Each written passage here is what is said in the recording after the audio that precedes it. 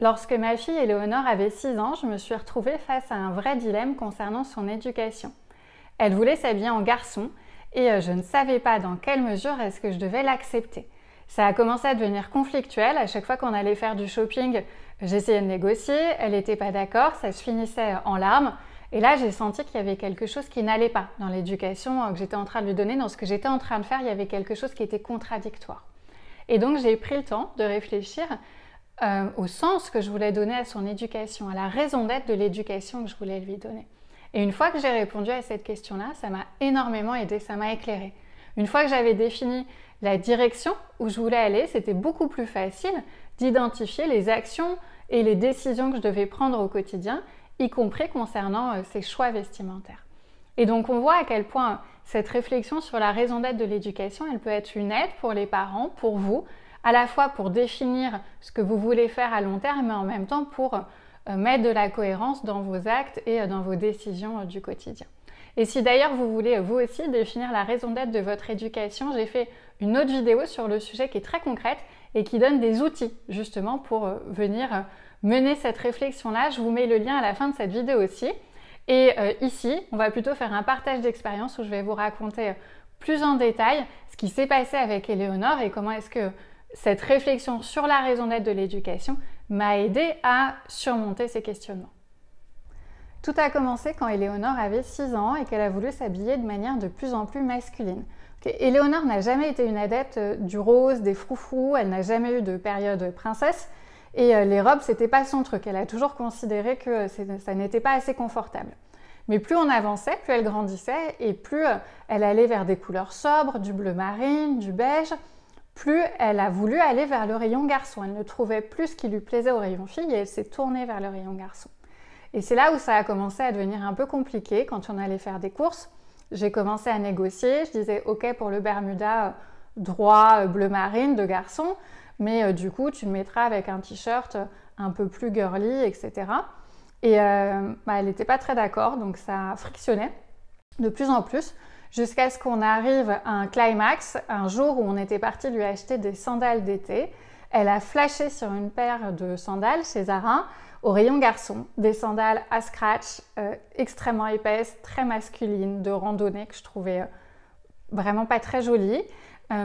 Et c'était celle-là qu'elle voulait. J'ai essayé de lui en proposer d'autres, plus sobres, beige, au rayon fille, mais elle ne voulait pas en entendre parler. Elle avait choisi ses sandales et c'était celle-là qu'elle voulait. Et j'ai refusé. Donc elle s'est mise à pleurer, on est sortis toutes les deux énervées du magasin. Et 1 heure après, elle pleurait encore et elle ne comprenait pas ma décision. Et là, son père, qui était plus ouvert que moi sur la question à ce moment-là, m'a dit « mais on va lui acheter ses sandales, c'est pas possible ». Et il m'a convaincue. Donc ils sont retournés tous les deux à acheter les sandales, elle est revenue, elle était radieuse. Et là, j'ai compris qu'il y avait quelque chose qui n'allait pas dans ce que j'étais en train de faire. J'étais vraiment en contradiction dans l'éducation que j'étais en train de lui donner et ça ne me convenait pas. Suite à cet épisode, j'ai senti qu'il fallait que je prenne du recul et que je me questionne sur la raison d'être de l'éducation que je lui donnais. Où est-ce que je voulais aller avec elle, où est-ce que je voulais l'emmener. Donc j'ai réfléchi à tout ça et j'en suis arrivée à la conclusion que si je l'éduquais, c'était pour qu'elle soit libre.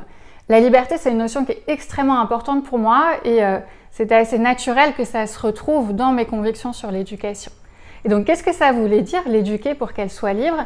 Ça voulait dire déjà lui apprendre l'esprit critique, le discernement, pour qu'elle soit capable de prendre des décisions de manière éclairée. Ça voulait aussi dire lui transmettre des valeurs pour qu'elle puisse prendre ces fameuses décisions en distinguant le bien du mal, le juste de l'injuste, et en sachant faire la part des choses entre sa propre liberté et celle des autres.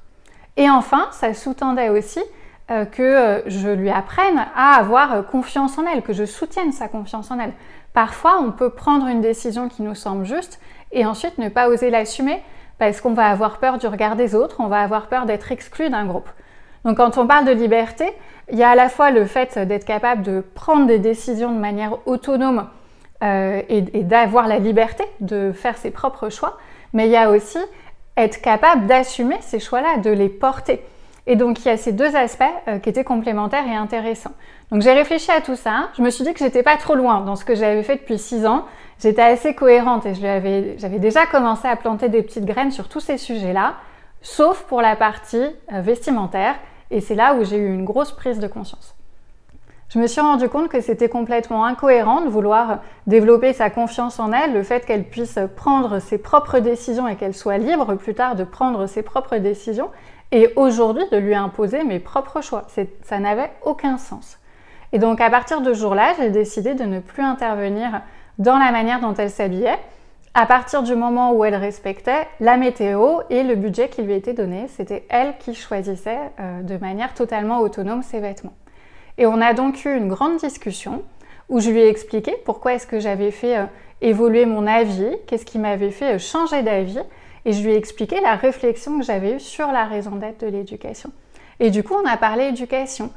Elle, quelle était sa vision de l'éducation? Est-ce que plus tard, si elle avait des enfants qui souhaitaient s'habiller en filles si c'était des garçons ou en garçons si c'était des filles, est-ce qu'elle l'accepterait ou pas, etc. Elle a dit bien sûr qu'elle l'accepterait et que ça lui posait aucun souci. Et c'était très intéressant du coup de partager ces éléments-là avec elle et ça m'a donné l'occasion finalement de lui expliquer quelle était ma propre vision sur l'éducation que je lui donnais et qu'elle en prenne conscience. Finalement, c'est assez logique de se dire j'éduque mon enfant, pourquoi est-ce que je lui expliquerai pas où est-ce que j'imagine l'emmener, autant lui dire ce qu'on est en train de faire. Et j'ai aussi profité de toutes ces discussions-là pour lui présenter un livre qu'on a lu ensemble sur la mode et l'histoire de la mode, un livre de chez Gallimard Jeunesse. Et ce livre-là, ça nous a permis de voir quelle était l'évolution de la mode au cours du temps. On a vu que la mode d'aujourd'hui n'avait rien à voir avec la mode d'il y a 100 ans. Et ça lui a aussi permis de comprendre comment est-ce que la mode pouvait être un objet de revendication ou un objet d'inclusion ou un objet d'affirmation de soi en fonction de la mode qu'on choisissait et des réactions que ça pouvait induire dans la société. Le fait de choquer ou au contraire de s'habiller comme tout le monde, etc. Et donc, cette discussion-là, la lecture de ce livre-là, ça lui a permis de faire des choix plus éclairés, de comprendre que quand elle choisissait des vêtements, elle les choisissait pour elle, mais que ça portait aussi un message vis-à-vis de la société et que ça, elle ne pouvait pas l'éviter et qu'il fallait qu'elle en prenne conscience et qu'elle en tienne compte. Et donc maintenant, Éléonore choisit ses vêtements tout seule, mais elle les choisit de manière éclairée. Elle sait ce que ça veut dire, elle sait ce que ça représente. Certains jours, elle va choisir de s'habiller très sobrement parce qu'elle a envie d'être dans sa bulle, d'être passe-partout. Et il y a d'autres jours, elle va s'habiller de manière plus extravagante parce qu'elle va s'assumer, elle va avoir envie de dire quelque chose. Et ça va être son choix et elle va l'assumer. Et moi, je vais juste lui donner de temps en temps mon avis, mais pas sur le fait que ça soit masculin ou féminin, mais juste mon avis sur des couleurs ou des proportions qui vont aller parfois bien ensemble et parfois où je vais trouver ça un petit peu moins joli. Et c'est un avis consultatif. Elle n'est pas obligée de l'écouter. Exactement comme quand je m'habille, parfois je lui demande son avis et c'est aussi un avis consultatif. Parfois j'en tiens compte, parfois j'en tiens pas compte. Et c'est un échange. C'est un échange dans lequel chacun fait ses propres choix et discute avec l'autre de manière ouverte et très libre. En complément, toute cette réflexion que j'ai pu mener sur la raison d'être de l'éducation d'Éléonore, ça m'a aussi incité à lui proposer d'autres activités, des activités complémentaires qui allaient dans le sens, dans la direction de cette raison d'être-là. Je me suis dit, mais si je veux renforcer son esprit critique, son discernement, c'est important qu'on en parle et qu'on fasse des choses qui aillent dans ce sens-là. Et juste après, il y a eu les élections présidentielles. Et donc, c'était une très bonne occasion de travailler toutes ces thématiques-là. Donc, avec Éléonore et avec son papa, on a récupéré tous les tracts de tous les candidats à l'élection et on a, avec elle, lu les tracts et essayé de comprendre le message, le programme de chaque candidat en fonction des mots-clés. Ruralité, sécurité, solidarité, etc. Et à partir de là, Éléonore a pu choisir le candidat qui correspondait le mieux à ses idées à elle, son propre candidat, basé sur une étude factuelle des programmes des candidats. Pas juste sur une photo comme le font les enfants quand ils sont petits en disant « lui je l'aime bien, lui je l'aime pas », mais parce qu'elle avait vraiment pris le temps d'étudier le contenu du programme. On a aussi bien entendu lu des livres sur la fonction présidentielle, ce que représentaient les élections, etc. Et sa maîtresse dans sa classe a organisé aussi des élections. Elle a fait ça très bien avec une mise en scène, les enfants allaient voter dans la classe, dans un isoloir, vraiment chacun leur tour, ils avaient une petite carte d'électeur, ils ont étudié aussi les programmes des candidats, uniquement sur l'aspect scolaire, du coup ils regardaient est-ce qu'il y a des candidats qui proposent plus de sport, plus d'heures de cours, moins d'heures de cours, etc. pour se faire une idée. Donc elle avait vraiment fait les choses très bien et les enfants ont adoré. Et du coup, Éléonore nous racontait tout ça en rentrant de l'école et elle nous a expliqué que lors de ces élections scolaires, elle avait voté pour le candidat qu'elle avait choisi et qui n'était pas celui pour lequel nous, ses parents, nous avions voté lors des élections françaises. Et elle était extrêmement fière de nous donner les arguments qui lui avaient permis de choisir son propre candidat, de faire son propre choix sur des critères factuels suite au travail qu'elle avait fait pour comprendre les programmes de chacun. Et toute cette réflexion-là, tous ces ateliers-là, je suis persuadée que si on les a fait comme ça, c'est parce qu'il y a eu cette réflexion sur la raison d'être de l'éducation et qu'à un moment, on s'est dit, mais allons plus loin sur cette idée d'esprit critique, sur cet esprit de discernement, sur la liberté de faire ses propres choix. Et les élections sont un thème qui s'y prête extrêmement bien. En synthèse, la réflexion que j'ai menée sur la raison d'être de l'éducation d'Éléonore, elle m'a été d'une aide extrêmement précieuse. Déjà à un moment où je me posais des questions sur ce que j'étais en train de faire très concrètement concernant son éducation et ses choix vestimentaires, je sentais que j'étais à côté, qu'il y avait un truc qui n'allait pas. Et le fait de réfléchir à sa raison d'être de l'éducation, ça m'a permis de trouver des réponses et de savoir ce que je devais faire au quotidien pour être cohérente.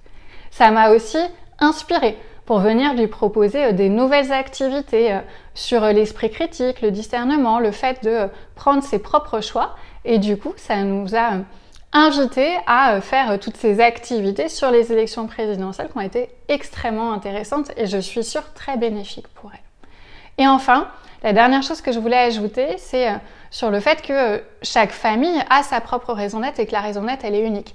Il n'y a pas très longtemps, j'ai eu une discussion avec des collègues sur ces questions vestimentaires et chacun avait son propre avis. Et c'est ça que j'ai trouvé chouette, c'est qu'on a chacun notre propre raison d'être de l'éducation qui est basée sur notre histoire, nos valeurs, nos convictions, ce qu'on a envie de transmettre.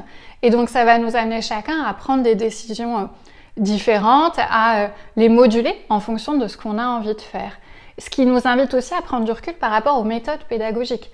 Une méthode, c'est quoi? C'est une manière de faire qu'on devrait tous appliquer de la même manière dans tous les cas pour obtenir le même résultat. Ce qui est contradictoire avec l'idée d'éducation, où l'éducation, on va plutôt s'adapter au moment, au contexte, aux personnes, et s'adapter à ce qu'on a envie de faire, à nos propres convictions.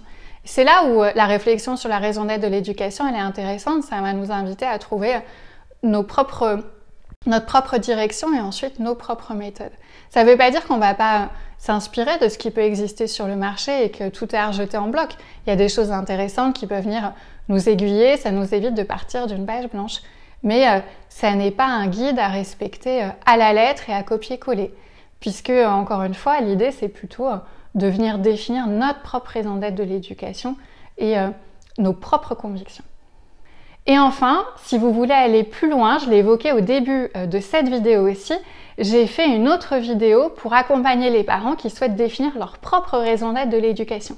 Si vous aussi, vous avez envie de vous lancer dans l'aventure, je vais vous donner des outils très concrets que vous pourrez utiliser et qui vous aideront dans cette réflexion-là et qui vous aideront à définir la raison d'être de l'éducation que vous voulez apporter à vos enfants.